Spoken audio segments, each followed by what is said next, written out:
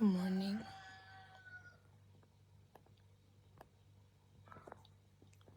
Morning. Morning.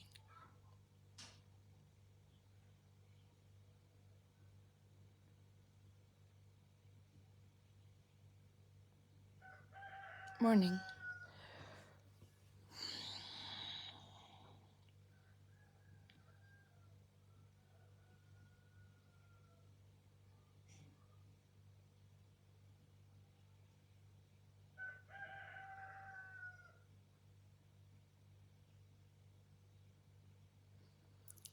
Mamukatse.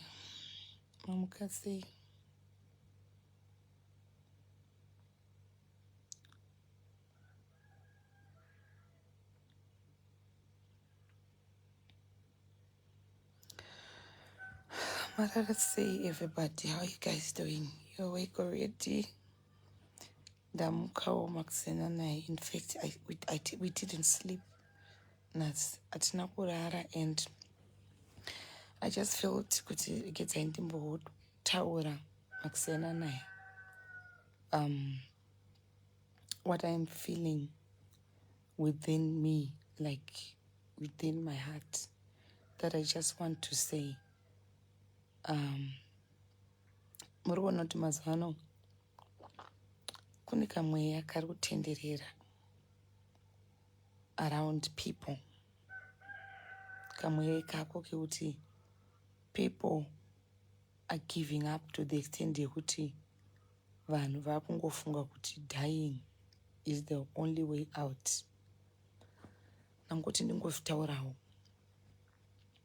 nyaya yekungoti munhu akaipindana nemaproblems anofunga kuti the only way out is to die. And I've seen this spirit kuti yakakura zvekuti these days yakasimba is taken over, and every time someone somewhere is wishing to die. Someone somewhere is wishing to die.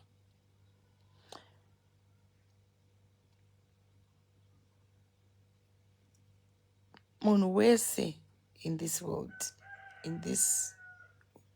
we are living, hakuna munhu ane upenyu hweirose. Dangokuudzai something. Each and every one of us here, ipapa Maxena nai, we are all going through a lot. Tese chedu. Hakuna munhu ane upenyu huri perfect. Chero wamunoona ane upenyu huri kuita kunge huri out of this world, munhu iyeye is going through stuff. Hakuna munhu ane upenyu hwakatserendenda. Anditi toda kungoti tionesane kuti even imimi vanhu vakanditarisa ikovinizvi hamuna upenyu huri perfect. Tese tine maflaws edu, tese tine matambudziko edu akasiyana. Hakuna asina matambudziko. Umwe achitaura uyu iye ane matambudziko, umwe achidai uyu iye ane matambudziko, ndichidai ndine matambudziko. But kufa is not the solution. I was so hurt yesterday. I was so broken when Katie was crying. Achitaura kuti ndoda kufa handina kurara. And if I was close, ndaigona kumuka ndatopara. Because I could really feel that she's hurt and she's going through a lot, and she's trying to express how she feels. But still, when she's going through a lot like that, jokes or mafanis. Depression is there, guys, and depression is real. I am not telling you because of some Katie. I'm telling you, even myself, I'm going through depression. A lot of people are going through depression. But vanhu vamwe vacho havazviburise pachena. And when you see someone coming out and venting out, hazvirevi kuti munhu iyeye kuti hanzi taurirai zvinhu pasi. Pane vanhu vasingagoni kuita bottle up, vanoerekana vabesta, because that's the way they want to express how they feel. Kuita vanhu vanoda kuita bottle up, handiti kuna vanhu vanofa nemaproblems avo vakamatsikirira, vekuti dai mwoyo yaivhurika kuti takuveza mwoyo takuuvhura, unoona kuti kune vanhu vakaremerwa but vakanyarara. Why? Because they were created like that, kuti vanhu vasingakwanise kutaura kudurura chaunokwanisa kuita bottle up vofamba vakasonera maproblems. Then kune vamwe vanhu vakaita sesu vasingagoni kuita bottle up vekuti zvikavaremera vanoputika. Ini ndikakutaurirai what I'm going through, handisi kuzovanza. I'm going through a lot of shit that sometimes ndikavtarisa ndinoti akomana, how did I end up in this mess each and every day? And there is no day zvese zvekuzviuraya. Ndakafunga I'm going through depression myself. I am so depressed, you have no idea. Ndosaka mazwana muri kuona ndakanyarara. I'm also trying to suppress my depression by not saying much. But kuri kunzi one day ndaputika, sure ndoputikira too. But ndikuedza kuvudzura nokoti Mwari, I just want you to calm me down. But I'm going through the worst in my life. I'm going through a very rough patch, not because zvivanhu vanozoya chiti aiwa nekuti waida kuzviedza gamba. No. Hakuna munhu anoapply situation inongokuwira. Muri kunzwa? I'm going through the worst. When you see me going out laughing and dancing and whatnot, when I come back in this house, when I sleep, ndakaremerwa. Andikunyemberai. Ndakaremerwa zvokuti dzimwe nguva rewinda. Every time I'm always rewinding to April 9th. It's like it was the worst day of my life. Zvokuti every day rewinda ndikadzokera mumashure so ndikarara ndikaisa musoro wangu papiro. Brain yangu rewinda kudai so kumhanya kuApril 9th. What happened? Ndinofunga each and every day uda kufa. But you know what keeps me going? Ndofunga kuti vana ava vandakaisa panyika vana chavanoziva vana ivava. Ndikafa nhasi vana ivava vanosara nani. Lifestyle yandatombovaitira ndiani achavaitira. Lifestyle yandakanga ndambovagadzirira vana vangu yekuti ndinomuka makuseni ndichienda mukasi ndichinomutengera kaHonda Fit. Ndiani achasara achimutengera kaHonda Fit. Lifestyle yandandavagadzirira kuti ndaimbovaendesa out every weekend. Ndiani achavaendesa out every weekend. Same applies kana naketi. She's having problems, family problems. Hakuna asina ma-family problems. Zvokuti tingasekanewo tingaudzane kuti family yakafumuka. Guys, people are going through a lot. Muma families hobo vanhu vasingawira nemafamily. Hobo vanhu vasingawira nemafamily zavo. Even when comment section avaperi tikada kutaura the truth kuti do you talk to your mother? Do you talk to your sister? Do you talk to your sekuru? Do you talk to your ambuya? You don't. I know it's really hard as Zimbabweans because tineka tendency kekuti kana munhu ari mune situation toda kumita kick down. I don't know kuti moyo wekunzwirana takauisepi. I don't know kuti moyo wekunzwirana as people ngative ine moyo wekunzwirana. When someone is down, let's just be there for that someone. Let's not kick someone when they are down and say tsvatu waro nekuti wakamboti. Because sometimes munhu anotouya zviya zvokuti hanzi munhu ada kuzviuraya hauye. Some people announce kuti ndakufa and then tinotora sedambe tobva tati no, you are lying, you want attention. But munhu anenge achizoda kutofa ko ukazonzwa kuti zveshuwa atofa. You get what I'm saying? Hauzofari. So sometimes ukaona munhu anybody achiti ndakufa hazvina basa kuti rufungwa chatsvaga attention. Taurawo mashoko akanaka kwete kumuperekedza kugraveyard yake. Taurawo mashoko akanaka kwete kumuperekedza kugraveyard yake. Ngative ine moyo, we know we don't like each other.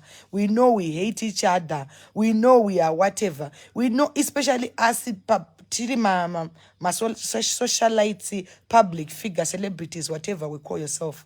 Tine grudge andikunyemberai. Ende takamaka nacho kudaro. Because tinoziya zvatotadzirana. But when it's time yekuti munhu awirwa nedambudziko, I will never celebrate someone ari pasi because wakaura kana kuti wadi. No. That is so wrong. That is so wrong. Nyangwe takavengana zvinengei. Nyangwe tisingawirane zvinengei. When someone is down, let's just be there for that someone. Hazvina basa zvatakaitirana. Takaitirana zvakawanda mumaseko edu. zvimwe zvamusingachoose kubhelievha vamwe venyu you choose not to believe even if it's the truth. You understand? So when people are expressing their anger, their depression, their grievances, and this kuti ngatingova uchire chingoti zviri right. No, at least let's just be kind enough to say, you know what, it is going to be fine. You know what, that's not the only reason. Tese inini ndinotomboona unge ndine maproblems akakura kunda vanhu vese, but tinongori nemaproblems edu akasiyana. Kune vamwe vanoitira vanhu malife iko nezvamunotoona achiitira munhu life achiataka munhu panguva, but ukatarisa kuti nekuataka kwaari kuita munhu naiye ane maproblems ake. Love you too, bye bye. Yeah, sure. Love you too, baby. Ndine ma-problems, guys. Inini asandakamboita ma-problems upenyu hwangu hwese, but 2022 yatora trophy. I never knew that I would be drowned in debts. I never knew it every day of my life. Nchamuka ndibvunzwa zvikwereti. Akuzi kupusa. Some people would say, wakakaura, waida kushamsira, waida kudi. No, nasingadi kushamsira, but I trusted in love. And I said, I wanda zviwanira munhu. And I did things out of love. Little did I know that someone has come to rip me off and has come to rob me.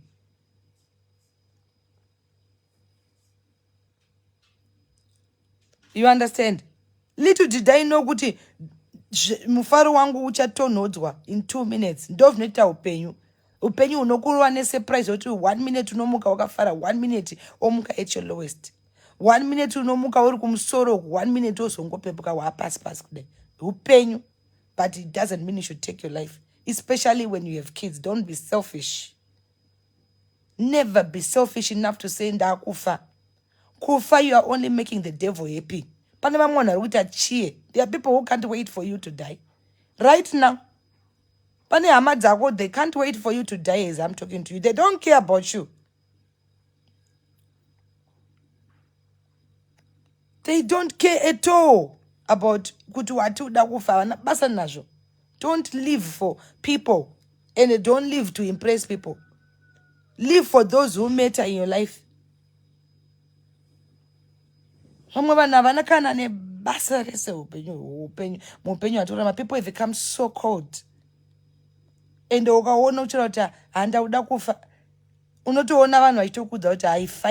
because that's how cold people have become. They don't care anymore. But you know what?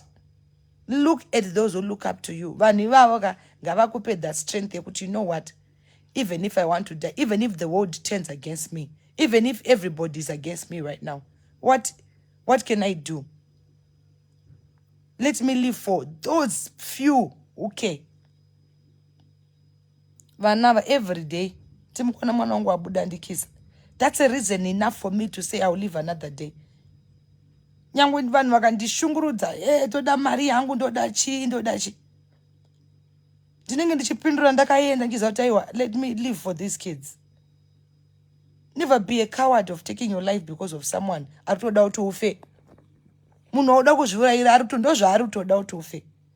not only talking about Katie. I'm talking about myself, and I'm talking about yourself as well. It's like wafadza muvengi. It's a phase. Everybody goes through a season. And every time when you go through a season, you are going to a better season. For you to get up the hill, unofana utombopinda ndipamakati kuti unombokoromoka udzike utanga futi pasi.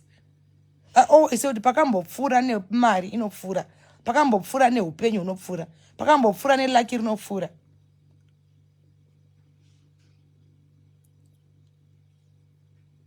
So never ever in your life feel like ndaneta.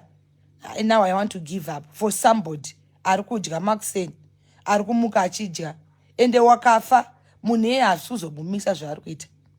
I was watching this video akatira kuti ukafa nhasi vanhu vachaungana, vanhu vachachema, kuchava nevamwe vanofeka kuchema. Parufu ipapo panenge pane vachitokunyeya. Kana wafa nezvikwereti saMai Tt tinenge tinzi akafa nezvikwereti zvangu. ndichatotiona kuti ndabata chii parufu. Then a few days hama dzichasara dzichaungana 3-4 days. Then after 1 week kauta ukangano. Then after 2 weeks havatokanganwa wese. Then after eventually wakanganikwa chaitirwa manyaradzo after 3 months. That's that. So don't ever think you are doing yourself a favor by dying. You are being selfish because you are going to die and you are going to leave your kids. And when you leave your kids, ndo vachasafa. Nekuti ndo vakakosha. Especially vakadzi. Tine vana vasikana. Tine vana. My family problems ariko. Vamwe hatitomatauure zvedu. It's not like hatina. We are not perfect futi kuma family kwacho. Ariko. Kune vanhu hobo vamwe vasingataona namai vavo, vamwe vasingataona nasisi vavo, vamwe vasingaona nemasiblings. It's not a new thing. Nekuti unenge usingaunderstand kuti mumhuri imomo zvakambonyatsomira sei. Vanozivana semhuri. Iwe won't judge you for not talking to your mother. Iwe will not judge you for not talking to your cousin. I will not judge you for not talking to your grandmother because you know zvamakaitirana. But chiregedza kufira vanhu ivavo. Varama every day. Varama every day. Indomuka maxen every day and I ask myself, so these days I overwork because I'm in a mess that I'm trying to get out of. I'm in a mess that every day I wake up and I say, God, give me strength. I need more strength. Let me not drown because if I sit and cry, people don't care. I was telling people in my group, that I'm going through a situation. One person I can tell Mai Tt, I don't care about your situation because I'm also in a situation. Ndakarwadziwa boss, I thought anofana undinzwisisa but akatondibooster. Nemashoko iwe akandiudza akandibooster. Ndikamutora ndikati, do you know kuti munhu yakadai akakwereta ndikazoenderwa macourts ndikatachirwa zvinhu ndikaluza mota pamba pangu paisafema nemota nematraki yaita unge garage pamba pangu apa. But mazana handisina kana motikari kana wani. Ndakatengesa, I've lost everything. And every time I open the window to check my yard, ndinorwadziwa moyo because ndanga ndaenda kudai. Ndanga ndashuta zvekuti ndanda kuti ndikatarisa life yangu ndoti kudenga kuna Mwari. But it only took a click of a finger.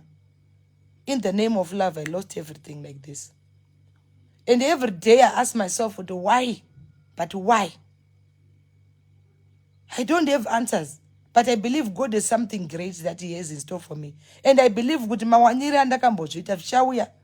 But zvinouya here kana chingofungwa zviura every day ndakavata ndichingofungwa kuti ndoda kufa. Ndakanzwa ndikazonzwa hazviuye. Pane track ichauya here kumira pamberi apa nekuti ndachema. I've told myself I've cried enough. It's good to cry ndikauya ndonosvika futi ndichema. It's not like ndapedza kuchema. Ndotochema dzimwe nguva. But ndapedza kuchema ndotanga kufunga strategy right. Ndapedza kuchema ndochita sei manje nhasi. Kune show kwakati.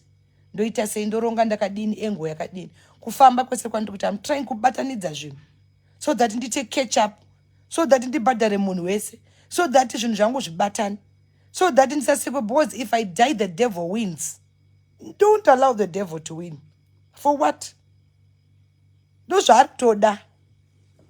Zvauri kuda kufira vanhu vari kutozvidawo izvozvo. Ototi wanonoka. Kune vanhu vari kutononokerwa nokufa kwangu izvezvi. Kuna Satani atononokerwa kuti riri kuti chiko nezvindamuka makuseni ndichizvipa inspiration kudai, ndichizvimotivate kudai. Something will come that is so painful. Ndichadzokera futi down. Because the devil does not want to see you uchizvisimbisa kudai. Anda kuona uchichema. Yo way, amaiwe, what am I going to do? Wake up and survive. Wake up and survive. If you feel you are giving up, tell yourself, let me wake up and survive. That's the only way to live these days. Surviving. Survival of the fittest. Remember, we are in the end days. There are certain devils who were sent in your life to distract your future, to distract your destiny. to distract zvawakagadzirwa naMwari kuti usatombozvione kukudzimaidza so. So wake up and survive. You don't need that drama. You don't need that stress. Haisi nguva yekustressa, haisi nguva yekukwira BP. Haisi nguva yekuneta. Haisi nguva yekuswera uchizviregreta. Regreta uchienda. Chema uchienda, rira uchienda. Kunge ambulance. Amusati makamboona ambulance yakamira ichitanzi nekuti ndaita breakdown. Inorira chete ichienda. I go perform. Don't see me smiling ndichitamba madhanzi saya. Then akatora kashwa nestress ipo pai. Because I'm thinking ndikangwana ka payment ndikabhadharwa kana na promoter ndakumhanya no cover 1% wandine chipande naye. Ndikaenda futi kunoita ndakuno cover another person. Ndo upenyu.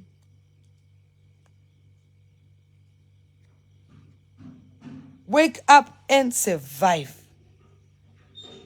That's the only way to live. These people, they don't care. Vanhu vatinoitira madrama havana kana basa nesu. Vane vaitoti wanonoka, you are late. Wadi kumwa iri roga chaiyo. Kufira munhu. Ifane nguva yaMwari. Guys, I don't want to lie. I'm not the only one. I'm only talking to myself. I'm talking to you because I know it. Uripo. Wake up and survive. Ndatopedza ino life ndikutomuka ndichigeza because kune vanenge vakandimirira this morning. Amaititi aufa.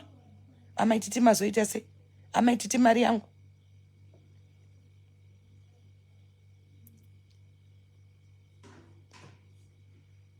You don't need tsitsi dzevanhu. Vanhu vachisina tsitsi dzakaenda kudhara. Zvinzwire tsitsi iwewe ozvichemera, ozvipukuta musodzi, ozvipisika, omuka, oenda kumushando.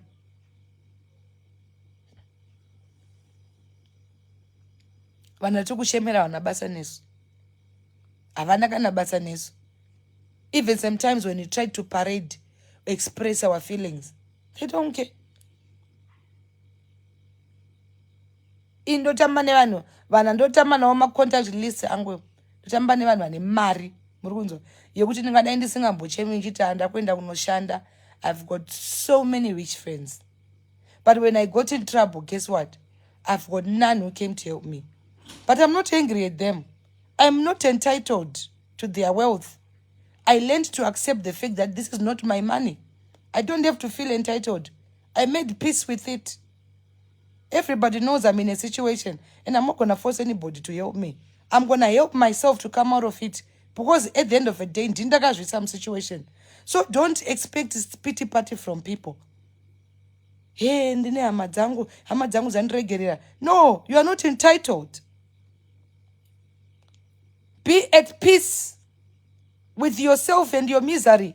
You got yourself in that shit. Get out of that shit yourself. They were not there when you got yourself in that mess. You made a decision. Deal with it. I made a decision. I should deal with it. This business of blaming people of your mess, you should leave it. Your brother has got money. Oh, they are not helping me. No. It's none of his business what you're going through. Hey, ningane mari, ndakamti ndipe mari. I personally, I've got rich friends every corner. The richest of them, or every corner. But nobody has ever come to me or reach out to say, listen, this is 5,000. You can now start something. And then what? No. Only maybe a few. But I told myself, but these people, you know, sometimes I was there for this person. I did this for this person. Then I knocked my sense in myself. I said, Feli, listen, these people were not there when you were doing what you were doing. They did not advise you to do it. You did it yourself. So stop having that spirit of entitlement to say people should help me out. People should gamma me. People should give me money. People should help me. People, rich people like those, they also have got their rich problems. So stand up and, you know, get yourself out of that mess. Don't. Shamwari yangu ikanditi it is well, it's okay, it's enough.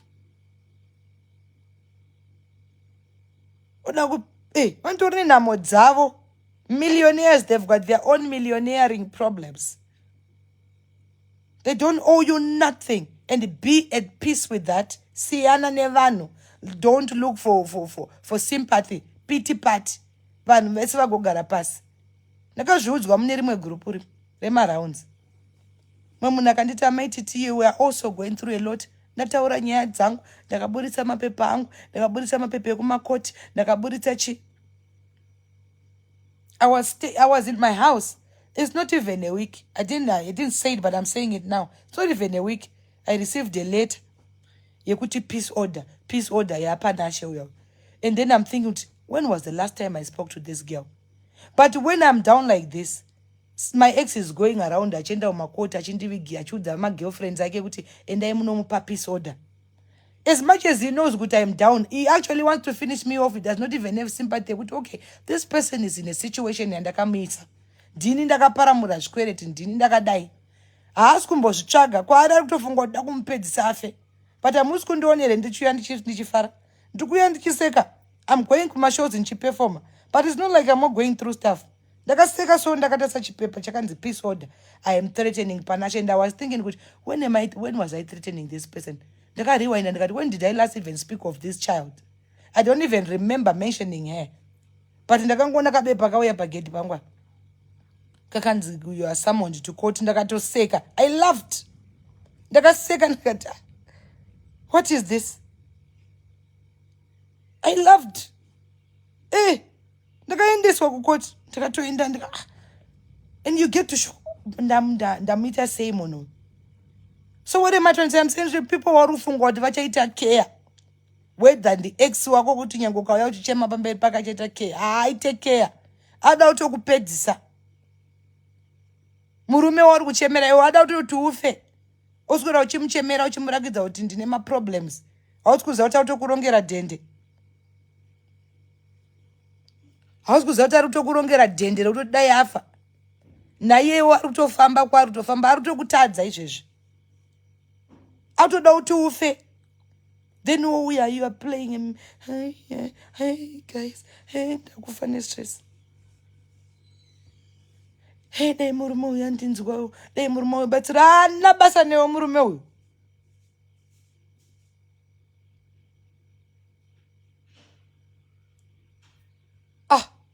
Hana basa newe. Atofunga dai afa achitokuona izvezvi achitondiona izvezvi anenge achitoti akachitori kutotaura. So many people out there are looking for so many ways to finish you off. And you are just giving them more power by showing them that you are falling apart. You are drowning. The more you show your enemy that I'm getting weaker by the day, the enemy celebrates. He'll look for another tactic to get you down 6 feet under immediately.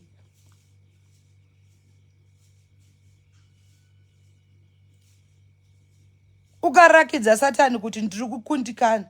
Satani usafunga kuti achanzwa tsitsi. Satani main reason yake ndiye kukuka up fire. Haaregedze kukuka up fire, anoisa petrol. Wakamboona munhu achida kudyiwa so neshumba. Satani uchida kudyiwa neshumba hatichiregedza ndichimusavha iko zvinezvi. Ada kuti udyiwa achauya achikuisira salt nekari pamusoro. I am telling you, I was shocked.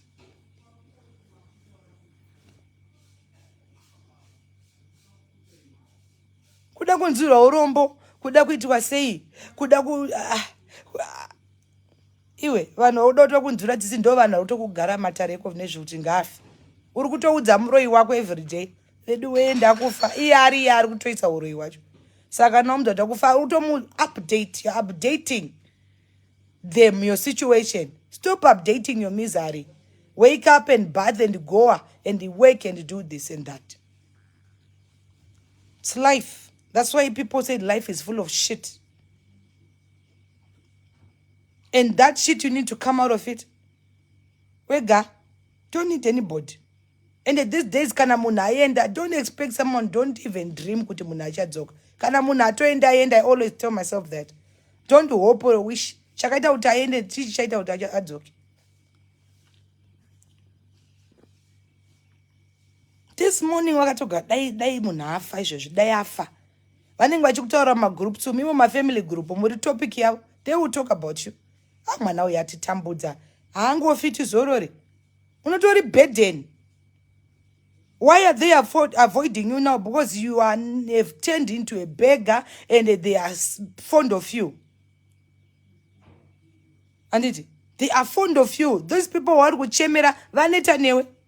Regedza kuvakumbira kuma inbox. I will stop begging. God will make a way. Avaziriwo vakakusvitsa pauri apa. So tell yourself kuti iye akanifitsa pandiri achanifitsazve. Stop being a neg in people's inboxes.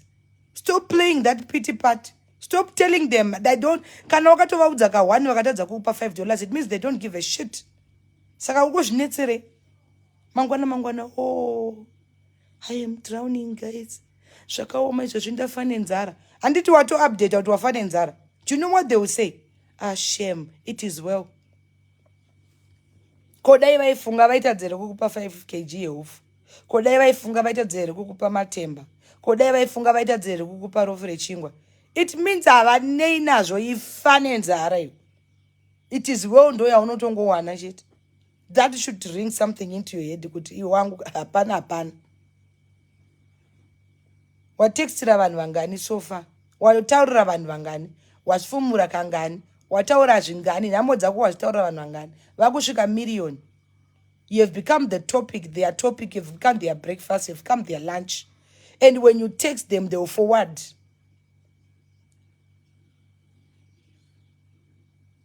Even updating these status updates, showing. You don't need that. You need to strategize now. Shaitika. Let me wake up. Let me be strong. Indakavitaura ini mwe munhu akandita Mai Tt yowe ndikati wangu situation iri panapa izvaizvozvi zvanamari. But see the way I'm working, I am going to pay. Yeah. I'm going to pay, I'm going to work. Handisi kuzogara ndichabhadhara. Ndiri kukubhadhara. That's what you should tell yourself. I'm going to make it. I am going to, anyhow I will. Zvawaimboita kudhara zvomuka uite futi izvozvo. Usati wafa iwe, you are still alive, you still have the strength. Ukaona uchine strength yekumuka uchichema, it means uchine simba. That's energy for you. Channel it into something else. Kumbira peturu kuna Mwari, fuel me. Fuel my body. I need strength. Refill my body with strength.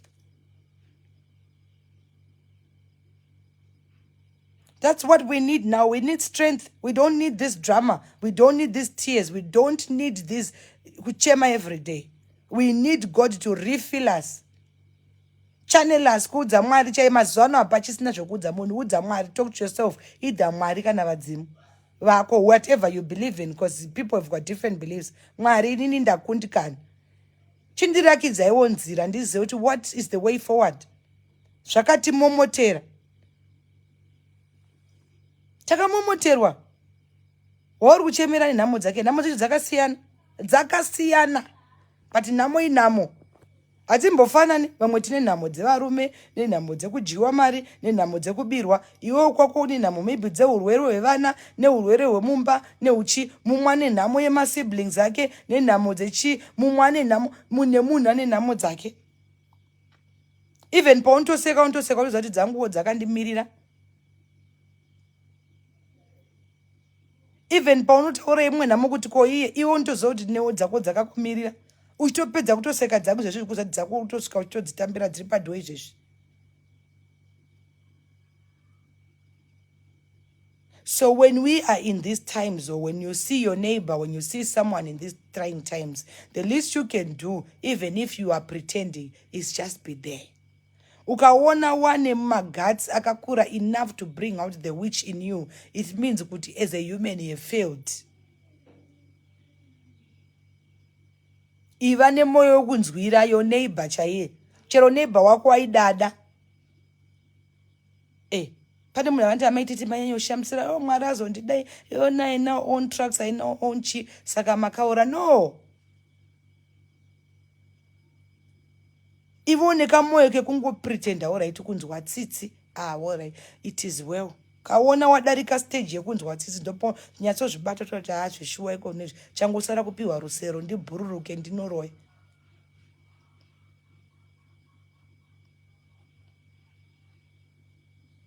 Nobody's going to get you out of your shit.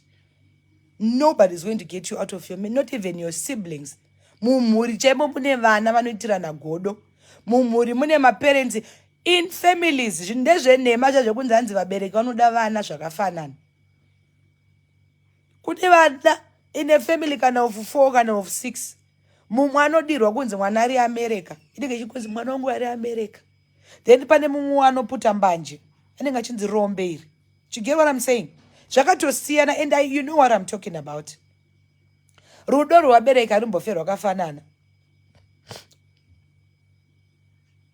Kune mwana izvo zvanopraiswa namai anotextirwa every morning. Marara seiko mofu. Kuri seiko kuAmerica nevana. Then vane rombe ravo riri pamba rinenge chidzengaira. Zvonzi uru mwana uru. Ha, mene kuti ura hwangu wakaita sei. Ndo zvakaita vabereki. But ngazviregedze kukuita kuti uite give up kuti uvenge mubereki wako. Chinamatira Mwari kuti ndirombere mufamily, but Mwarika ndipei simba rekuti I want to prove to my parents kuti one day I'll be a better person and vachandiremekedza. Vari kuvabereki vanodaro. I know that. Wekuti mwana wekuAmerica ndiye anonzi mwana wangu wekuUK mamuka seiko ashava. Mamuka zvakanaka here. Vana vari seikoko. Then kuna asingamhoreswi kuti akangoti mangwana fuck off. Zirombe rinongosora richidzengaira pamba. And that child becomes bitter. And when that child becomes bitter, ntanga kuvenga mubereki.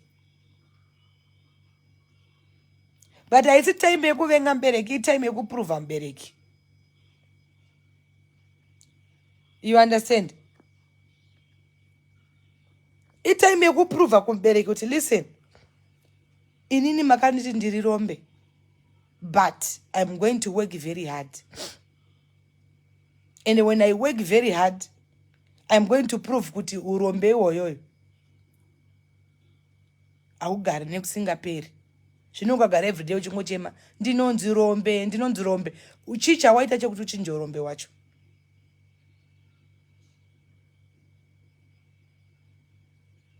Saka ndiri kukuudzai kuti nhamo dzakasiyana. Kune idzodzi dzemafamilies, kune idzodzi dzezvii, kune idzodzi dzakawandisa.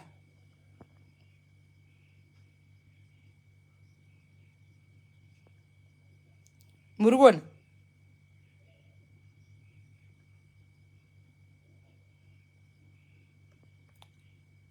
Zvakawandisa kusiyana kwenhamo. Ane mari zvazvakuta kuti jiwagoni yangu yaponja vhiri, inhamo yake semunhu ane mari yake. Anenge achitoiona senhamo yake, nhamo dzakasiyana but dziriko. You understand? So let us feel for each other. Ngatinamatiranei. Ngatinamatirei even vavengi vedu chaivo ngativanamatire. Tinavo vavengi ende hatinyebi ende hatirambi. But let's pray for our enemies as well. I just feel like let me say it because that spirit yevanhu yengoti vanhu vakuda kufa mweya iwoyo uri kutofamba. And I read somewhere, I don't remember kwandakazviona, someone prophesied kuti kune nhamo yezvikwambo futi uyo ari kutaura. Yes, vari kuona zvikwambo zviri kuvashungurudza izvezvi. Ane zvikwambo zviri kuvashungurudza zvisingaiti. Atochandochirasira kupi? Akanochirasira kubhikita chiri kudzoka. Akanochirasira kuchipinge, achisvika pamanosvika chamumirira achitoti mangwanani mama. Saka problems akawanda.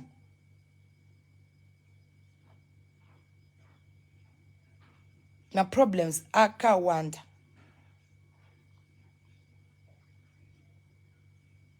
Akawanda unga mapedzi. Unga mapedzi. Kune nhamo dzanawo maganzi, kune nhamo dzanawo maganzi. Dziriko.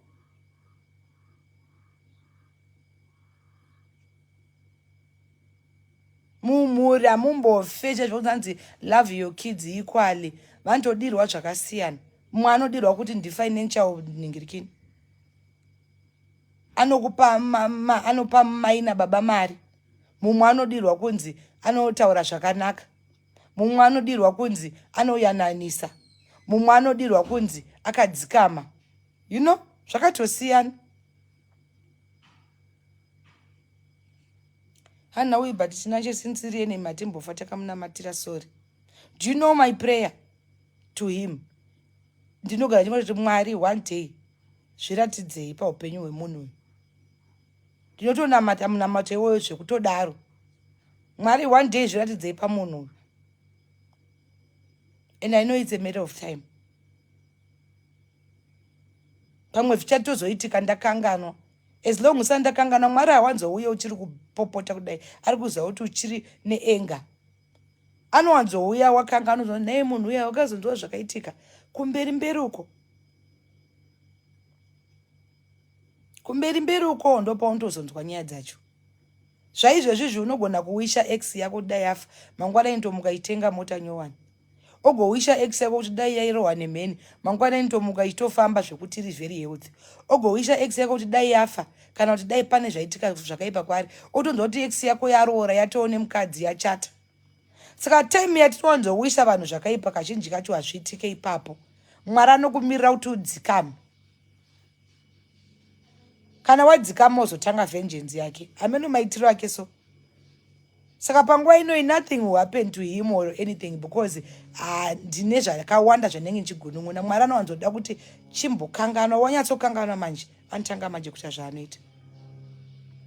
Saka iwe zvauri kuexpecta kuti zviitike kumunhu wako iwe wauri kufunga kuti akakukanganitsira for now hazvitomboitike. Munhu wako achatoblesswa. Ototanga kufunga kuti asi ndine problem.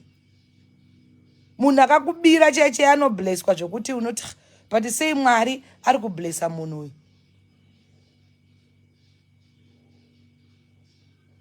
You know?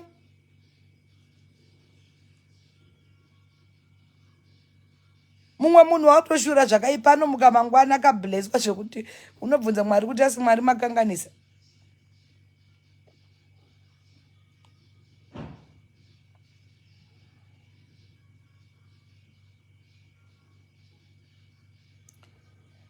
So, whatever that I'm saying, let's be kind to one another. Let's pray for one another. Let's be strong for ourselves, not for anybody. Usati iwe kuchema kwauri kuita every day. Pana achakunzwa. Mainana hapana achakunzwai. Ndochokwadi. Kana mapedza kuchema we mukai mugezi. Mabills akakumirirai. Kana mapedza kuchema mukai mugezi. Vana vakakumirirai. Kana mapedza kuchema mukai mugezi. Basa rakakumirirai.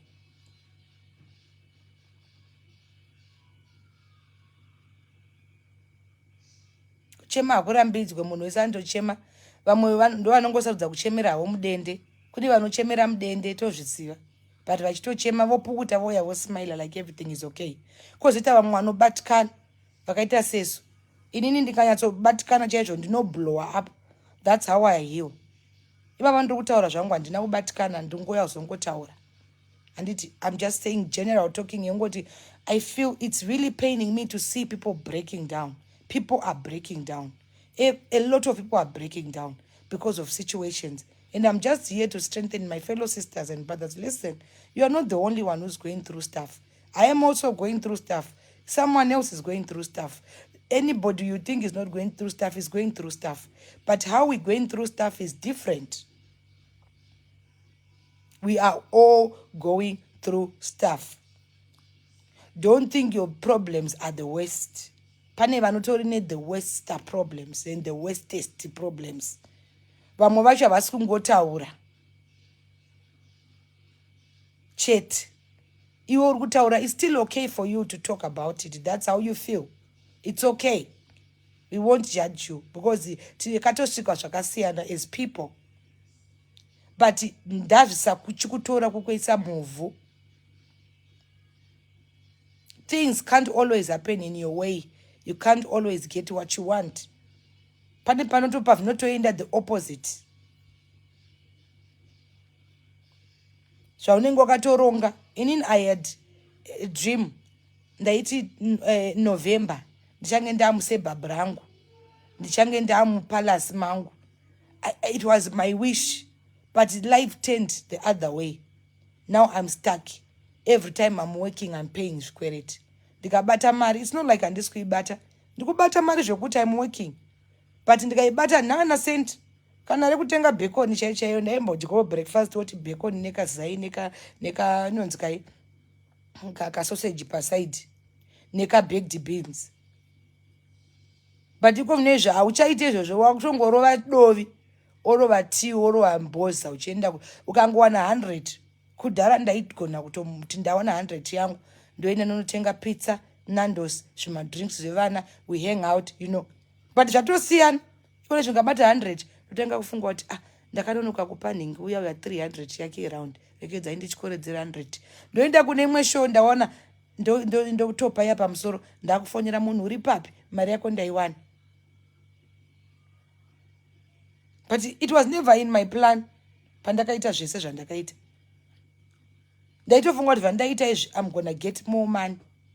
But life yakangopidiguka ikabva yandidzosera back kumashure. Saka dzimwe nguva tinogona kuplana, but God has got other plans. Also devil anewo futi maplans. Vamwe vedu chaivo tinombogara pasi, like myself. Tombogara pasi kunyatsofunga kuti amanaka vanhu vandayambutsa vakawandisa. It's like ndiri bridge. Vanhu vanongoya vachikwira vachikrosa vachienda.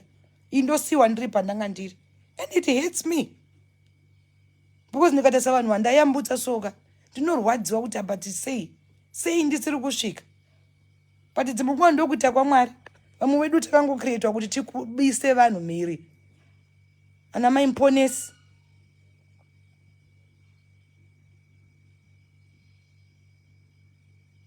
Vamwe tirona mai mponesi. Noponesa vanhu vachienda iwo uchisara uchitori madhaka. Wayambutsa uyu, wayambutsa uyu, wayambutsa uyu, wayambutsa uyu. Inoita kunge kesi, kuita kunge chipo, kuita kunge chiwa, umbozo zviri kumbofamba sei. Utotarisa munhu kuti munhu akapfura nepandirika. We plan, but God decides. Nobody knows tomorrow. Ugona kunyora diary yako zvakanaka-naka. 2030 ndichatenga mota, ndichatenga purazi. Otozona 2030 wakunhonga masvosve mubhinu. Wakudya mapete kuna Facebook.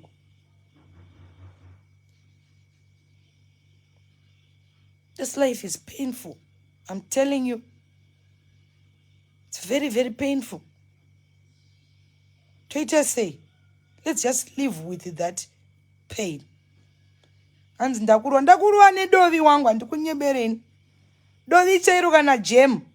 Zvekuti ka bacon pasaidi ka baked beans ka yato luxury. Pamwe ndakudzidziswa kuseva, pamwe ndakunyanya kuoverspenda, pamwe Mwari ari kundidzidzisa kuseva. Who knows?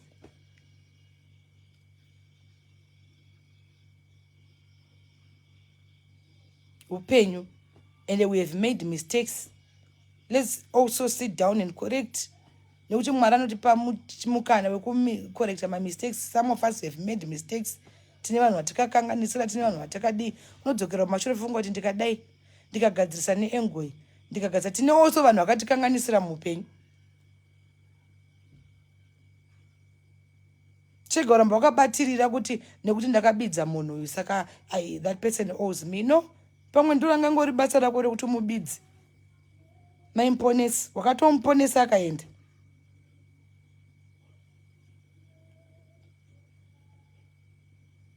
And me myself, I've learned to accept that. I think I'm better off ndega, so nditori bo. Because each time when my life progresses, Satan anotumira murume. Because kuti ndichati Mwari anotumira murume ndichitonyeba. Ndakaona kuti ndikangopika chete ndikangosvika pane imwe level yekuti ndenda kuti yes. Satan anobva atumira murume ndine weakness one love. Ndikangonza I love you ndomhanya mushini. And what am I doing about it? Mazuva ndakabva kuti no. Let me focus. I think rangu shawi riri pakushava nekuita mari. Izve varume izve zvatoozvimwe. And I've accepted it. Nanga ndimbori mudenial yekungofunga kuti no, my men will come, but ndazobva kuti wangu ka your men, I don't think your men will come. just be you and work and make money and encourage people and, it's not for you. I've accepted it. Let's not live to prove. Marriage is not for everybody. Zvavo vagoni vakaona varume vakarorwa navo vakagara navo vakaitisana vana vakagara nekusingaperi. Isu vamwe ngatingoisveitai kuti we will be very single and we will try to be very happy.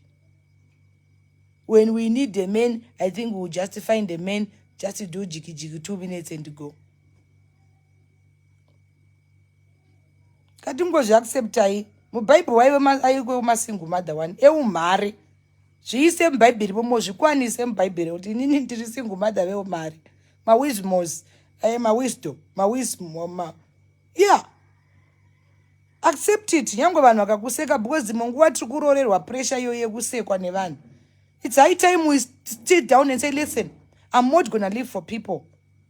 Because sometimes tinozoita zvinhu nepressure. Uzotofunga kuti I made a mistake on top of another mistake. Because vanhu vari kukupai pressure, vari kutipa pressure, vari kukupa pressure.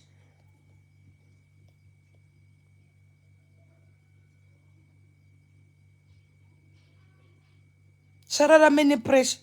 Ini mazuva ndakubvunza kuti ndichada pressure mukati meupenyu hwangu. Because pressure iyoyi inondilidha mune zvimwe zvinhu zvausingazombofewa wakakwanisa kubuda mazviri. Ende kana wapinda mazviri vakakupa pressure uchanenge kutokuseka, but ndo vakakupa pressure. Muroyi wako anogona kutokuroya apedza obva ati mamuona, handi mamuona, but akangana kuti ndiye akuroya.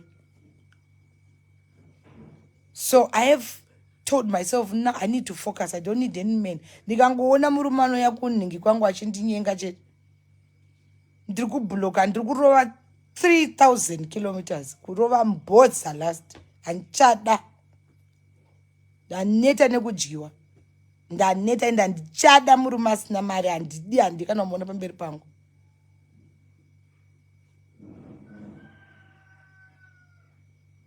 Gagara ikoko.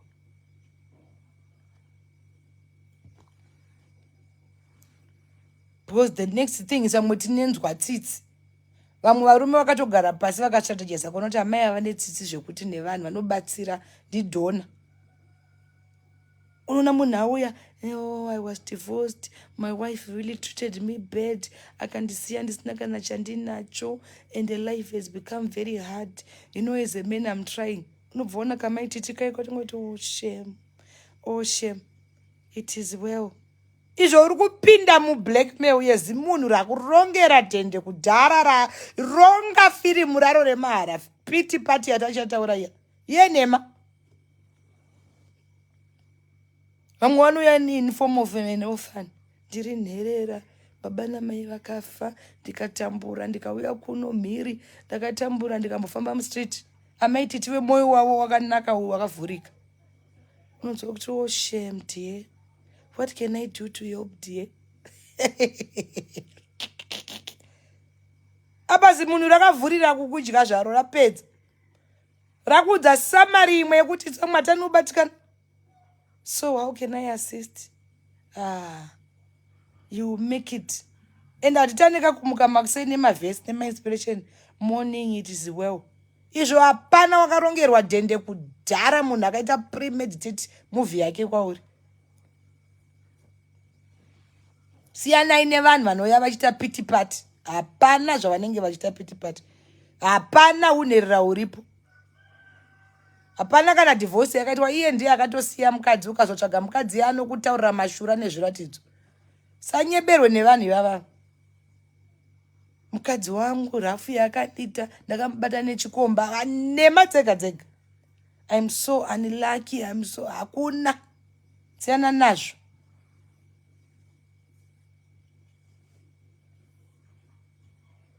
Moyo wakanaka unoparira uyu. Regedzai system yeungonzira vanhu tsitsi, vamwe vacho havatomboneeded tsitsi. Regedzai. Unenge uchizama kuti ndakuda kuchinja munhu. You can never change munhu. Akomana ka. Chinja munhu kana akasiyiwa nevakadzi 4. Iwe wozongofunga kuti unongoya kuseni uchichinja munhu kuti hanzi I want to change this person. Indaneta nekuda kuchinja vanhu. Ndakachinja vanhu vandakapimba vawandisa mulife yangu. Handichadi. I've pimped so many people. Vamwe vanhu vaipfeka matrauzi ekuti unoti ndipepe gallery. aripleted kudai ochinja ochimudza kuti kunopfekwa maskini kunopfekwa machi ocleana munhu aritori nemission nekuti once wangupedza neni kundicleana ndabo zvokuti ndagona kunyenga vanhu vangu chaivo akukusiya. So mboune mwoyo weutsinye wekuti munhu akataiwa mukadzi wangu akandisiya woti shame. Business rangu ndobva rakoromoka shame. Ndiwaita sei? Ndiwe sponsor welove?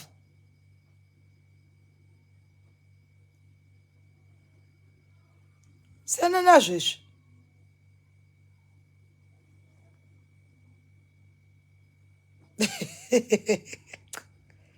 It might be funny because I'm saying it, but it's the truth. Never in your life unochema nazvo izvi. After all I've done, I really changed. Atoenda wanga wasiri type yake but wanga wari bridge rake chete. Pane vamwe vanhu muri mabridge, tiri mabridge ngatidziza. Hatitombori type yavo chaivo vanayo. But tiri mabridge avanoziva kuti iri bridge iri. Ndikaenda ndichitaura iyo iyika ndinobudirira. Kana pedza akunonyenga wake chaiwo aida.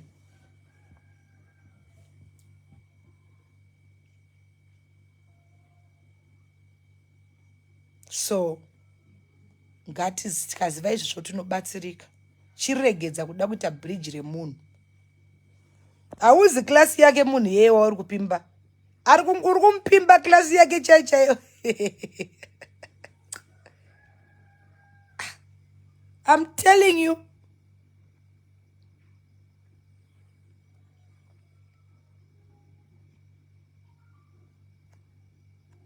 Kuda nemunhu asina mari hakuna kuipa. Asi munhu ngaaregedze kukutekera advantage. Ende iwewe chitorowo time yekumudzidza kuti ari pachokwadi. Kuna vamwe vanhu vari genuine, vane love vasina mari, variko. Vari so genuine, ane love vasina mari. Variko. I'm not saying all men are bad. Kuna mwarume zveshuwa ane love but mari yacho haana. But unoziva this person ane love chaiyo. And haapo pakungokukumbira mari. He's trying his best to make ends meet. Inini I would really love a man wekuti anokuvigira kana kuti inonzi chingwa nemadomasi kapepa bag nemaonyeni because anotambira $100. Okamura 20 wokupa. You respect that man because he is trying for you. Kwete a man arungoripo pakungokumora nekungokumora. Iwo chingoti I'm doing it for him. So let's accept it. We are okay. Even if you don't have a man, you are okay. Even if usina mari right now, you are okay. Even if you are okay. MuBhayibheri varimo. Hakuna vanhu vasimo muBhayibheri. Mauri arimo. Zvimagindagoriya zviriko. Zvimabhradhishiti zvevakadzi zviriko. Zvimamarried women zviriko. Zvivakadzi zvakazodi zviriko. So it means kuti hausiri watanga nazvo. Kangofunza kuti handisini ndatanga nazvo. MuBhayibheri chaimo this is an ancient book. Vaivemo. Mahuri akatangira muBhayibheri aivemo waizikanwa wainhuhwirira idini. Vakadzi veumhare vaiveko. Masingle mother iveko. Vakadzi vanga vane moyo yakakwindimara vaiveko. Masoja magambe evakadzi aiveko. Iwo chingotsvagawo yako pati muBhayibheri. Zvifananidzi. Tsvagawo unozvifananidza naye kuti ini ndiri nhingi wemuBhayibheri. Comfort yourself. Ini ndini nhingi kana uri Esther ndini Esther wemuBhayibheri. Kana uri Modhekai ini ndiri Modhekai. Kana uri Jezebel ini ndiri Jezebel. Kana uri Dherira ini ndiri Dherira. Tirimo takazara muBhayibheri. Nyaya dzatiri kusangana nadzo idzi muBhayibheri ndo madzakatotangira.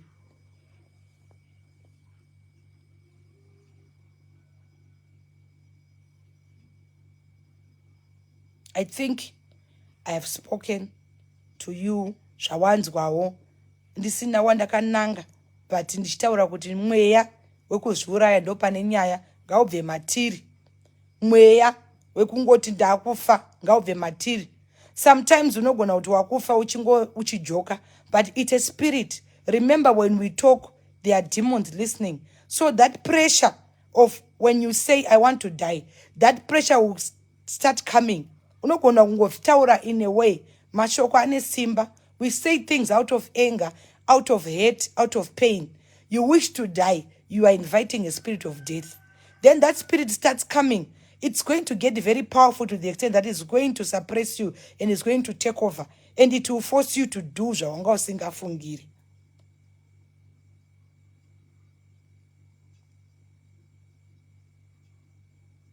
So ngatiregeze kuramba tichikoka mweya uyu.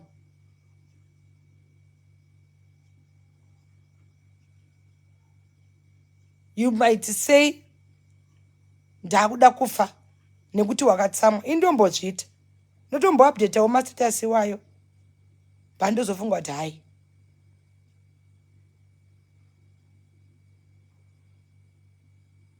Because madhimoni wayo ndozvakamirira achatouya.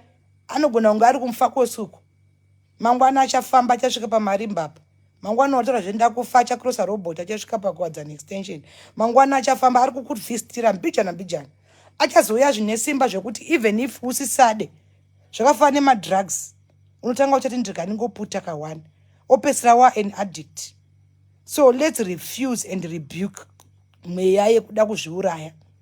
Tine vana vasikana. Especially kana tichida kuzviuraya tichiziva kuti tine ma-problems. Kana kuti tine maiwo ma-siblings problems. Uda kuzviuraya iwe wakamakana nasisi vako. Sisi vako vachachengeta vana vako here. Uda kuzviuraya usingataure namai vako. Amai vako vachachengeta vana ivavo here. Uda kuzviuraya usingawirirani nehama. Saka vana vachachengetwa nani?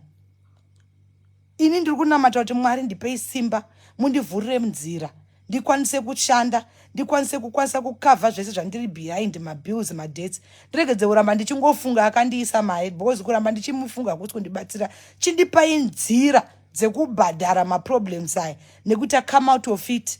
Then ndichindipai simba, chindipai utano.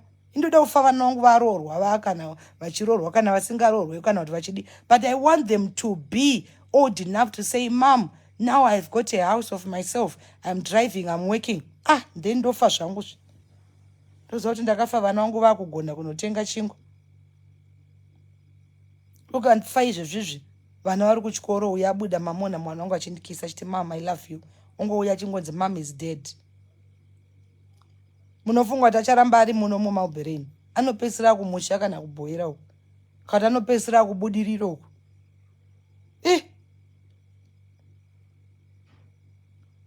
Ndamukatira upenyu hwake hwaifana kuona mai vake. Amai chero vakaita benzi, rudo rwamai rwakatosiyana neremunhu wese. Vana vedu ava, chero mai vakaita hure, chero mai vakanzi vanopenga kunze. Inini my kids havagoni neni. Whatever that people say about me, kuti Mai Tt this, if you ask my kids, mwana wangu chaicha especially Titi uya ukamuti kwanzi amai vako this, anokujambira kudai bhozi. Anoziva kuti amai vangu nobody loves me more than my mother. Whether amai vari kupenga vari munoona mapenzi mutauni umu. Mapenzi rimwe randiona rinopenga rine mwana wacho. Bata mwana wake uone zvaanoita. So nyango wakashoropodzwa nevanhu, you are a bad mom, you are a bitch, you are a what, you are. Iwe for your kids you are the best mom ever. You are a drunkard, you are a what? But to your mother, to your kids, you are the best mom ever. Vana vangu ini nawo vatangi izvozvo kuti hanzi Mai Tt zvavo zvenyu zvokuti hanzi mujolo munochinjasa urume wangani. Vana vangu havatombooni izvozvo. They see a strong woman. And each time I want to give up, it's the same kids who come to me on my bed like this. Mom, I love you. Every day my kids, they want to tell me. Sometimes ndinochema. Titi mazuva anoziva kuti ndikamuti I need a hug. She will hold me so tight. I'm like, do you want a tighter one? She understands me. So I don't care what anybody else thinks about me. Because the one who really look up to me, they know I'm their hero. So you are a hero to other people. Live for those people who see you as a hero, not who judge you. Those few. Fira ivava. Ramira ivava. Even if the world turns against you, these kids, vakaita one chero kaita mwana one chero kaita two, live for them. Nekuti ukafa waita wauraya naivo. saka pese pamuda kufa asikana we I wouldn't know much about men varume vane zvavanozviurayira but ndofarira kutaura nevanhukadzi mukafunga kufa asikana we fungai vana vamakusira nhamo vamwe venyu mune vabereki vamusingaonani navo like saka vana ivo vachaenda kupi vamwe venyu varume vamakakupai vana vana basa nevana vacho vamwe venyu munana vakadzinyi nana mainini saka vana vachasara vachiita sei avo wawafunga kungosiya wasira vana nhamo yekuti even mweya wako hauzorore because when you see them uri kwaunenge uri either you are in heaven or in hell you will see how much they will be suffering and you wish dai ndadzokera kuvana vangu saka tambura beta utambure uchivaona sangana nemaproblems iwayo uchivaona hapana nebasa nevana vako.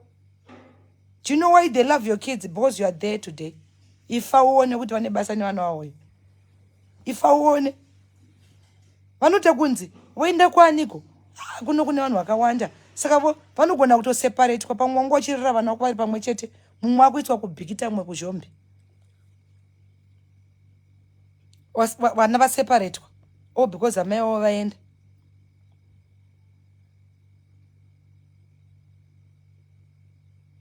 Sadaro, don't ever take your life for anything. Don't be a coward. I believe heaven is there. Inini, I always say I'm a Christian. And is here zvimwe zvinhu kunze kwekunamata Mwari. Kudenga uku kune gehena ririko. Wadirei kuenda kugehena. Don't give up yet. Dai tairakidzwa zviri mberi. Zviri kumberi kwako zvihombe iwe. Handifungi kuti zvauri kusangana nazvo izvi zvinongopera zvakadaro. Une zvihombe zvawakagadzirwa naMwari. Katasa mushoko raMwari kune handisati ndakambonzwa ameno zvinhu zvacho ndindorelata kuBhaibheri. Vanhu vese vakasangana nezvinhu zvinorema muupenyu hwavo vakapedzisira vava vanhu vahombe mumabhaibheri umu. Bhaibheri rinondiconvince. I always relate myself to the Bible. Ningi uye akatambura 1 ndinozvikamfota. Handisi Jobho pandoga ndakabvunza kuti Jobho akatambura 1. Jobho akatambura 1. Akatorwa zvese. Aidiwa naMwari. Hazvino kuti Mwari hakude. Jobho aidiwa naMwari anganzi God is own favorite. Day 1 raMwari. Lazaro anga asiri best friend yaMwari. Mwari akamira kuti Lazaro afe. God is waiting for your situation.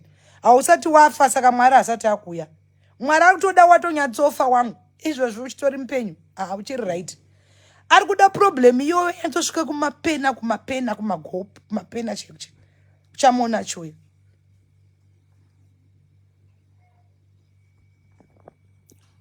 Vanhu vakachemera Mwari vakatuka Jesu paive panyika. Hama dzaLazaro vakati, why did you neglect your one and only friend? Mwari aizvinzwa achifonerwa every day kuti vaifona kuti vainyora tsamba. Lazaro akufa kuno Mwari. Nai Jesu Lazaro akufa. Aiti alright ndinouya. Sema praise nemaproblems ako everyday unochema. Nai Mwari hamundioni here? Varungoti ndichauya. Vakamira a critical point. Hausati wasvika pacritical point maniwe. Mwari akamira kuti utange wafa uchamuona manje. Ameno mitiro wake Mwari wacho zvipo zvadaitwa futi. Kuti akubvise mugwa wakunhuhwa. Ari kumira yo problem kuti inhuhwe iore. Apa isati yatombonhuhwa zvako. Ichiri problem yauri ungogwauta zvako kunge ameno. Problem yako isati yatombomachuwa. Mwari anoda kuti ite machuwa like wine. Uchangopinda mairi wakutouta noise. Uri kumboziva here kuti kumberi uku uchasangana nezvimwe zvakakosha zvakakura kudarika izvi. Uri kumboziva here kuti kumberi uku uchafirwa. Uri kuziva here kuti kumberi uku kune bhengi richauya richiata chaimba yako. Uri kuziva here kuti kumberi uku ucharohwa ukabva ziso. Hausi kuzviziva. Uchiri kuchema izvi ko zviri kuuya zviri kumberi hausi kuzviziva. The problems will upload and upload and upload. Kusvika zvaita gomo kudai. And then God is going to show up eventually. That's how he does these things and you can't question him. 3 days. Lazaro afa. Mwari ndokutanga kupika step akananga. Akunhuhwa. vanhu vese vati this is hopeless. Kune vanhu vakunzi nevanhu daha apera. Isu tichiri kutaura naMai Tt asati ndapera ini. Sandanzi asati ndapera.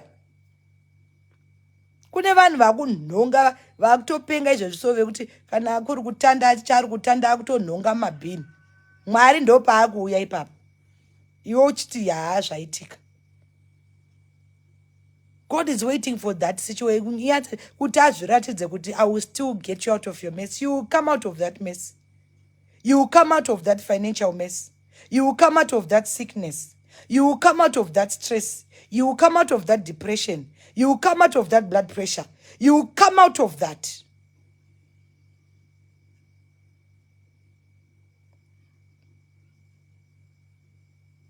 Even when people don't believe you, don't waste your time trying to convince you.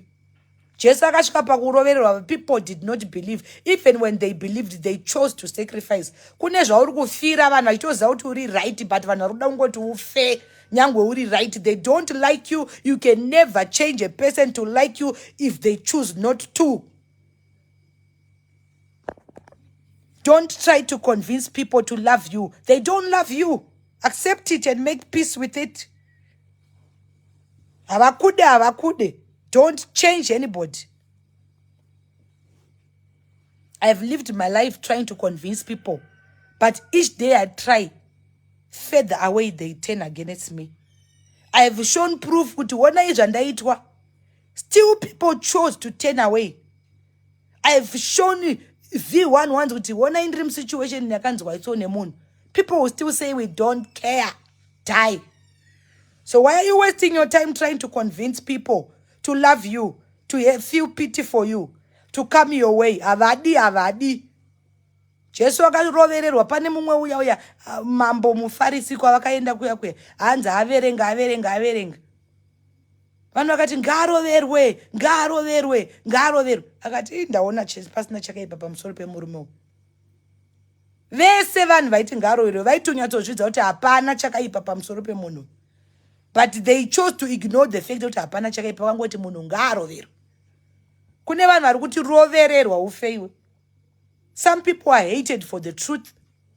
Some people are hated. We are now in the world where the truth is not needed. We are now living in the world where real people are not needed. We are now living in a world of fakeness whereby fake people are applauded more than the real people. We are now living in the world where people will fake smiles and kill you whilst smiling at you. We are now living in a world where your own best friend can betray you and sleep with your husband behind your back. We are now living in the world where you are sick and then there is your mother poisoning you every day, bewitching you, and she will be crying in front of you and saying, my child is dying, yet she is dying you. We are now living in the world where people will smile at you and kill you at the same time, and they will bury you and they will perform on your funeral acting like they are dead, yet they are the ones who have taken you to your grave. We are now living in a world whereby when you say the truth, people will say you are lying, and then when you lie, people will say you are telling the truth. So stop living in a world of trying to convince. Stop convincing. It will never work.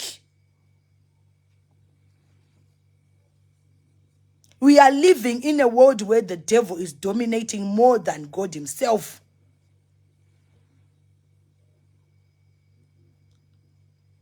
Make peace with your haters. Don't try further. I have lived that life of trying to convince. By the way, people will say, "Atina basa nazo maniwe," and I know fa.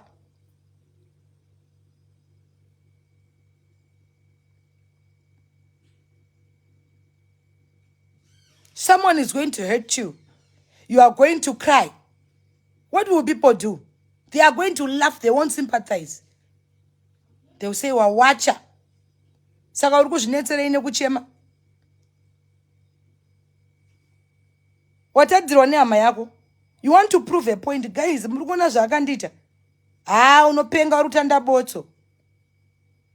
But deep down they know the truth. They just don't want to believe it. Just stop trying to convince them.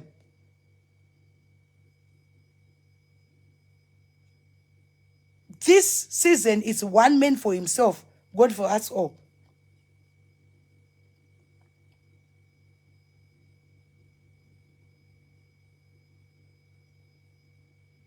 These days I'm running my race and I don't have time. Because I've seen Guti as a person I failed to convince or to get people to love me. I have failed. I know deep down I'm a good person. I don't need to make an announcement about it. I have a good that I know. Zvapera ndizvozvo ndikoko. Kana mwana ukati aiwa neutsinye oh ndingawanda it's okay. Believe what you want. Someone out there knows the truth.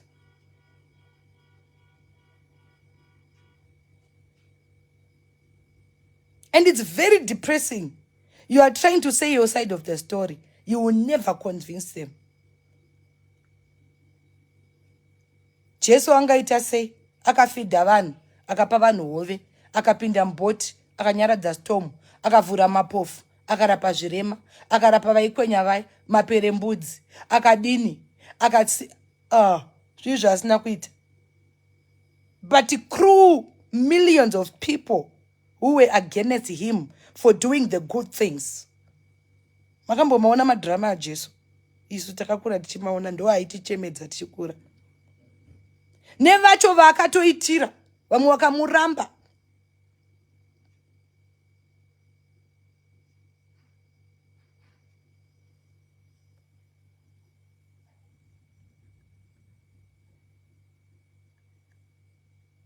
Jesu akafamba nevanhu vakazomuramba late, asi vaitomuziva.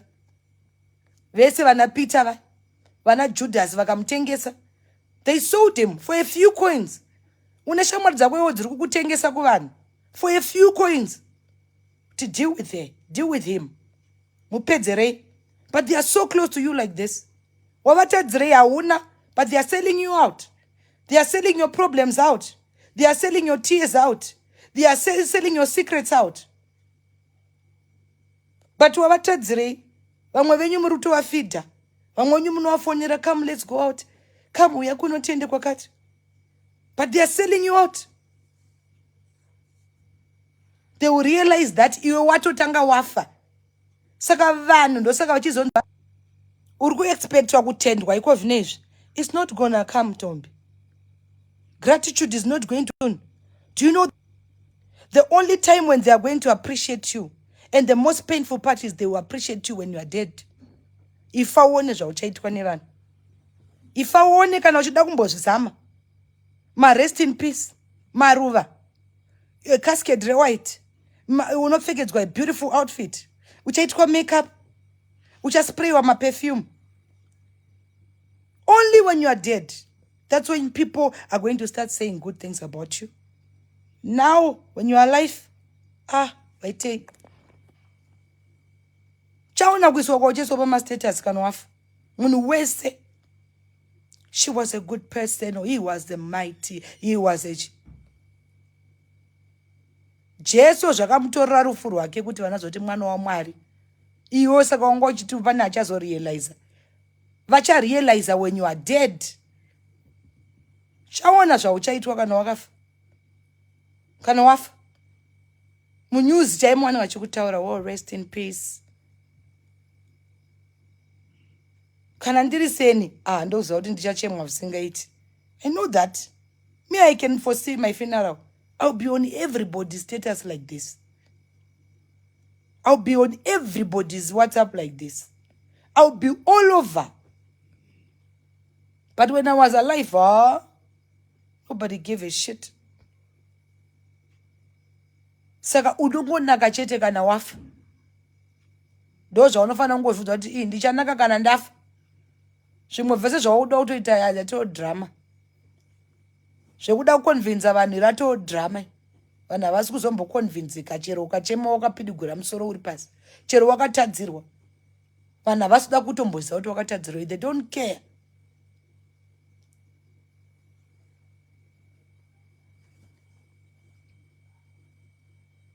Ende ndo upenyu hwacho ndo zvauri, ndo zvawakatosikwa wakaita.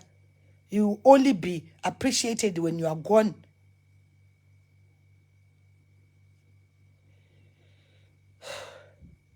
So I think I've said enough, it's 8 o'clock. Ndakutandadza. I wanted kuti nguva yakwane ndichimuka zvangu ndigeze. I have to go for my hustle. Shandawo, like I've said, tese tine problems. It's ramwe edu, I'm in a financial mess. Ndo wangu, ameno kutako ndi happy. Nangu inini, de mari. Ndikangowana mari izvozvo upenyu hwangu hwatonaka. Zvese izvi zvinganetse hazvina maturo. Angu inini Mai Tt ndeye mari. I want money. Ako handisi kuziva kuti ndei, but I hope you come out of them. Ako often handisi kuti ndei, I pray you come out of them.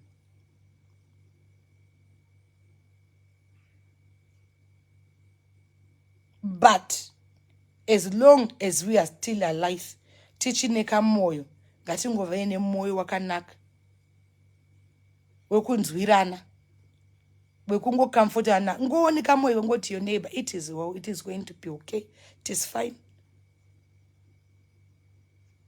Chete haumbofi, chero kumuvengi wako chaichai atopinda paproblem, it is well. Aikona iwe uda uzouya kutodza munhu wazozviitire nekuti wakavenga ninge. There is a time to also pray for your enemy. Iripo nguva iyoyo yamunoisa makano pasi kuti this is not time for fights. This is a time to unite and say it is well. Saka iwe usaquestione munhu kuti hanzi wazoitirei zvinekuti wakanga wati kune munhu zvakati. Iripo nguva.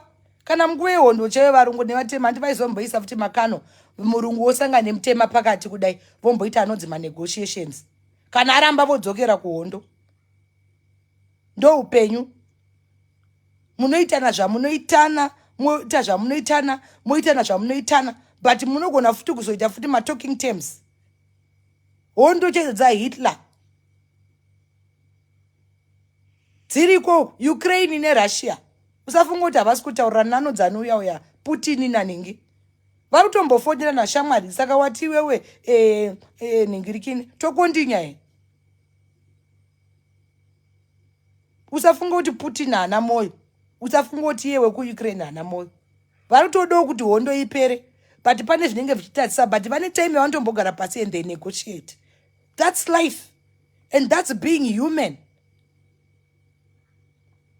Wakaona wakavenga munhu chaiko svika pekupesera pekuti akawira munjodzi utoda kuti afe. There is something wrong with you. You are that evil. Ina handirambe ndine vanhu vandakamakana navo panapa zvekutodaro. And I will not come here and fake it. I'm not a fakeist. I don't fake. But when they get into problems, let me tell you, I sympathize because I don't wish anybody to die. I'm not God. I wish for talks one day. I wish for negotiations one day. I wish for apology one day. I wish for settlement one day. But I can never wish for death for somebody. Because I'm not God.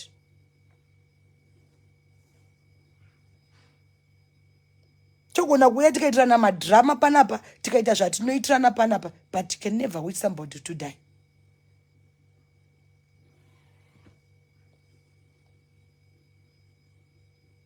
Let's have empathy, sympathy towards anybody. Nogona tonzira muvengi wako kuti ukanda makano pasi kuti even like that. This is no time for me to smile. This is time for me to say it is well.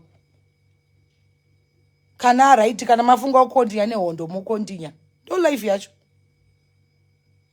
Zvokana wati munhu ari paproblem yoti angafe. Wazonyanya. Wanyanyoitwa sei nai?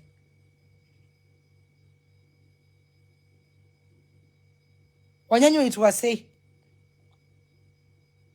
Hondo inoda mese muri vatano, not when someone is down. Hondo inoda mese muri health, not when someone is down. Muri fit ayo question nezvo kuti.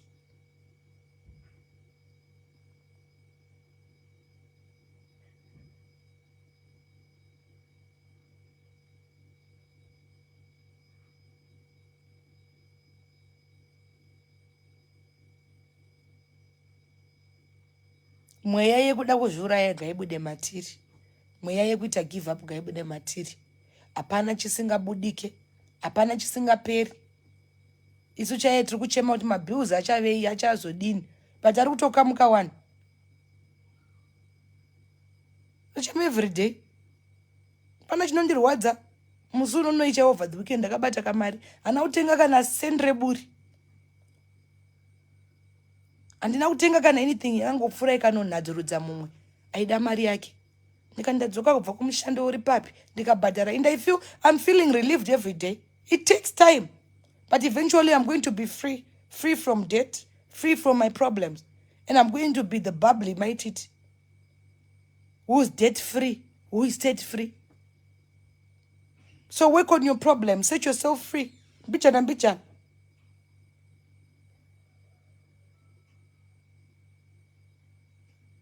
If it's toxic people around you, just let go. Set yourself free. You don't need them. Kana vasiri kukuitira zvakanaka. I believe that when someone is not good for you, let them go. Block them. You don't need them. Why are you allowing people to suppress and stress you more if you know kuti ndo vari kukukonzeresa? Saka uri kuvadii padhuze newe. You can love people from afar. You can tolerate people from afar. You can talk to people from afar. You can also choose not to talk to people.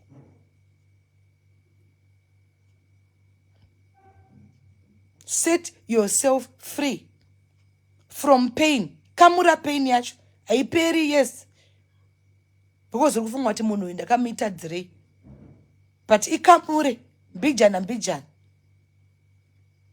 Let go of zvimwe zvinhu zvisiri zviri kukunetsa zvisiye. Zvimwe zvacho wakazvibata saka unhu zvinosiya zvinoenda sei wakazvisungirira kudai. Chimbozvisunungura zviende.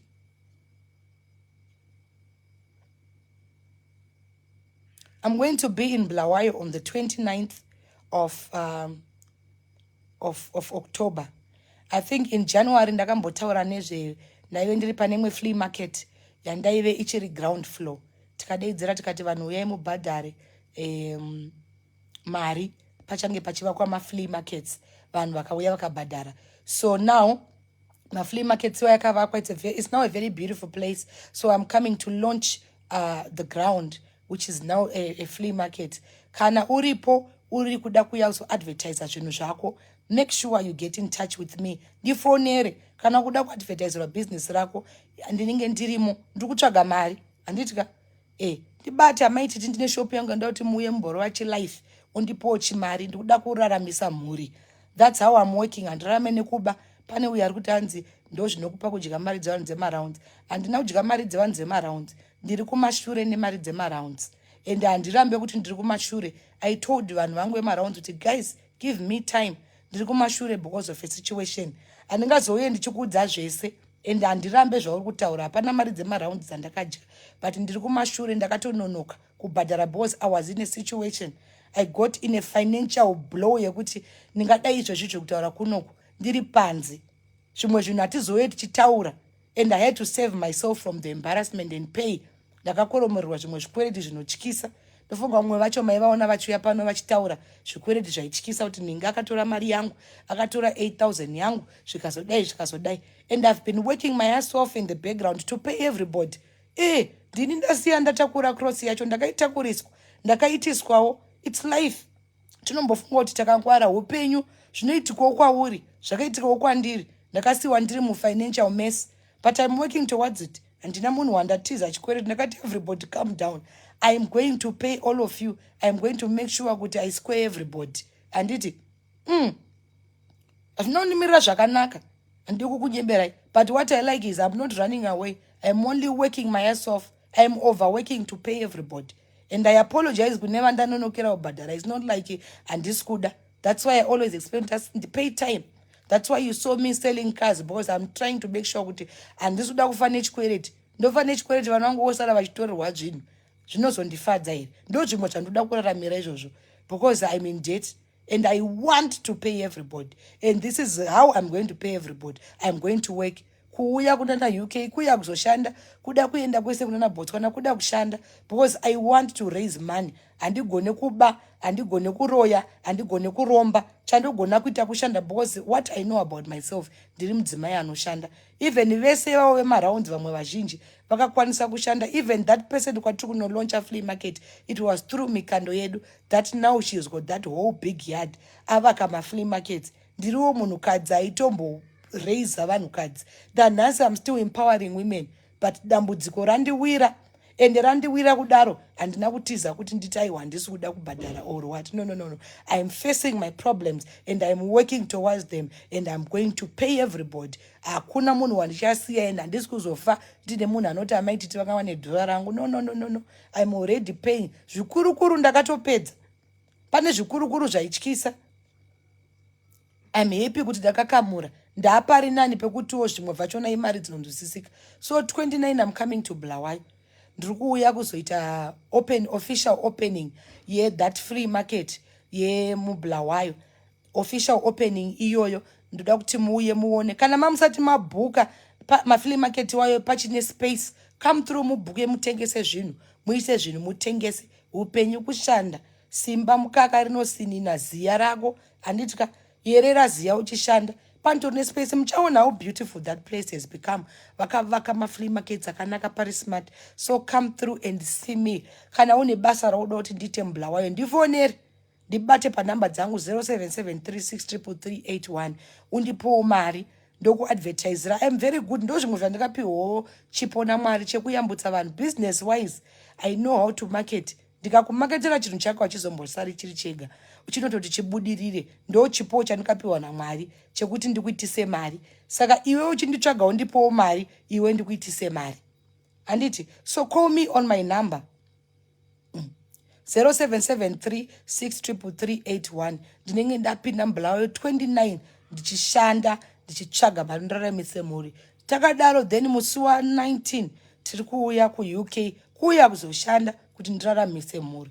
And I'll keep saying kuti guys, everybody who feels like I've ever said anything bad today to them, I will keep apologizing because handidi kuramba wakasungirira.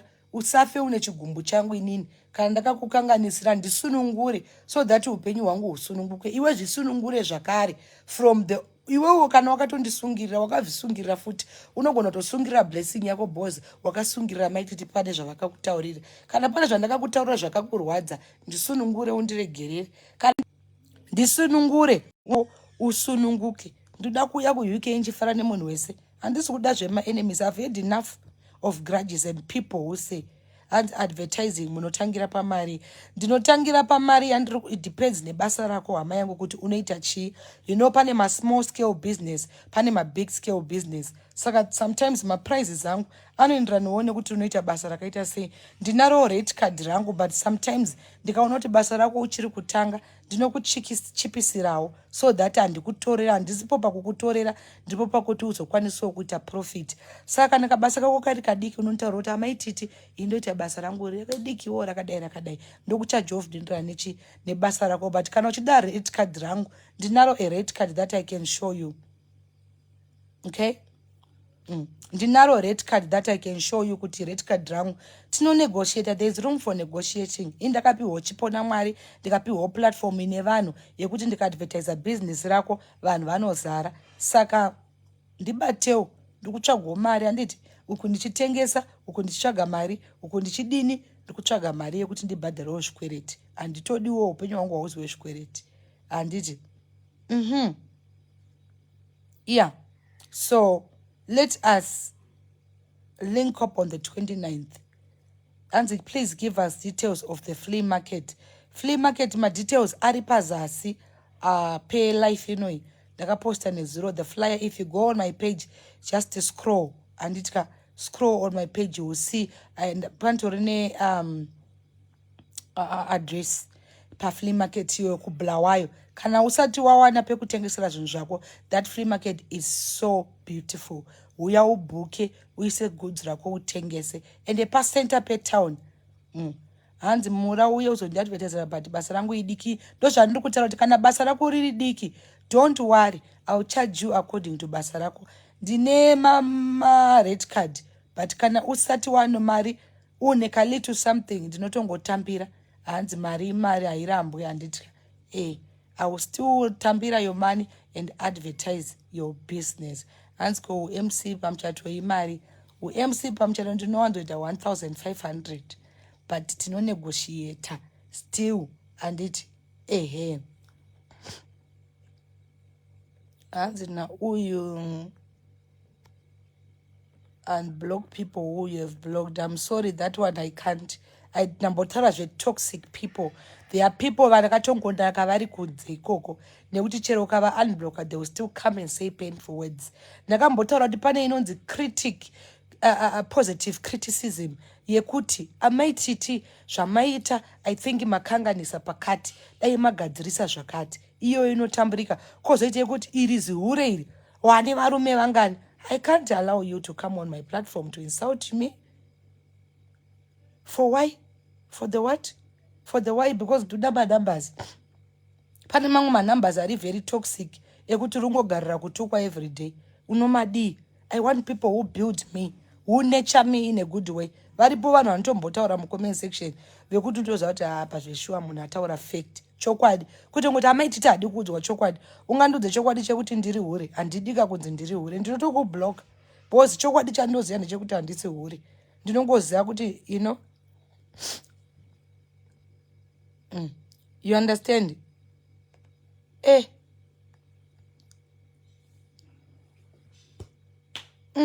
So toxic people honestly I don't need them. And ndogara ndakataura kuti andifaitire manumbers ndinoda manumbers anoita kuti ndive nepositive thinking. Ukagara uchingoona negativity even at your workplace, this is my workplace, ndikagara every day ndichibombardwa nenegativity, do you know kuti ndinotopera simba rekuita zvakanaka? Because every day waona uchingotukwa unogona kuto you become so drained. Hauna anything chiri kukubooster for you to come back. You know? And now Mai Tt you called Dewa regarding me. Who's Dewa regarding what? I don't even know what you are talking about. Who is Dewa? I don't know your story, dear. Maybe we can tell who is Dewa. You understand? Saka tinongoda positive vibes, not tipo simba rekuti timuke makuseni chidzoka. Zvino ukati ndiku unblock enda ku unblock unonyora paragraph. Zihure iri rakazodai rakachinjanisa varume, wane varume vangani, you should be ashamed of your kids are ashamed. I don't need that. I know my kids are not ashamed with me. My kids are proud of me. Pese pavanonyora composition. Vanotonyora kuti my mother is my hero. Anditi zvaDewa izvi handizvizive izvi kuti Dewa ndiani. I don't even know kuti who is Dewa. Maybe you can tell me kuti ndakafonera Dewa newacho ndichiti kudii, you know. Saka vandakablocker, it's so unfortunate. I can't unblock, you know, because vamwe vacho vari too brutal. Pane vamwe vanhu vari brutal zvekuti zvakafanira kuti ndauya izvozvo izvi ndichichema ndoti ndoda kufa unzwa munhu achiti watononoka dai wakafa nezuro. Handiti unoona kuti munhu iye anotokuwedzera apa iwe wauya uchiti uda kuchemawo nhamo dzako, you know. My WhatsApp number is 0773633381. Okay? 0773633381. That is my number for business.